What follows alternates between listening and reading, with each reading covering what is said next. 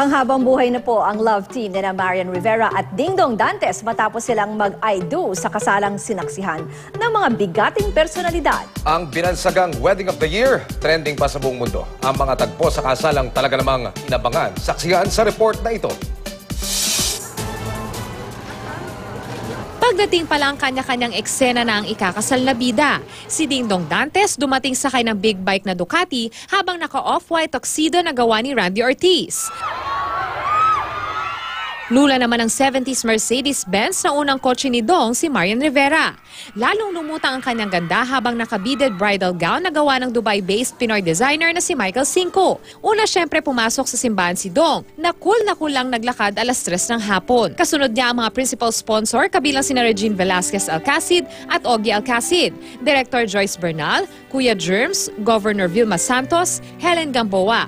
Ang 24 oras anchor na si Mike Enriquez na inescortan si Dr. Vicky Bello at si Manay Lolit Solis. Naroon din si Celia Rodriguez, ang presidential sister na si Chris Aquino at si Lucy Torres na isa ring secondary sponsor.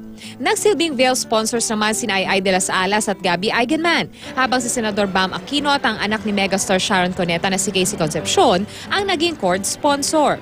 Cute na cute ang flower girl na si Aling Maliit sa kanyang black hat at vest at kanyang red dress. Habang ang isa sa maids of honor ni Marian na si Roxanne Barcelo, very sexy sa kanyang red lace design gown na tinernohan pa ng veil headdress. Lovely din sa kanyang red dress ang lola ni Marian na si Lola Francisca, habang all smile ang daddy at mommy ni Marian. Special guest syempre si Pangulong Noynoy Aquino.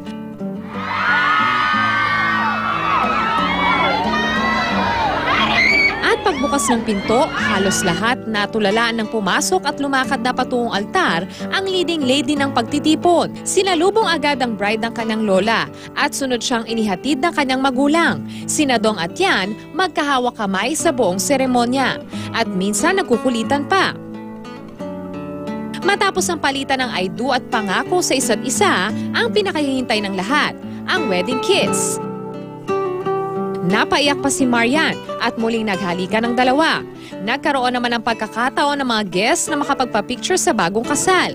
Paglabas ng couple, naghiyawan ng masugid na fans na matyagang nag-aabang sa bagong kasal. Ang kasalang Dong Yan, nag-#1 trending pa nga worldwide. At simula ngayong araw, ang love team ni Dingdong at Mrs. Marian Rivera Dantes panghabang buhay na. Von Aquino, GMA News.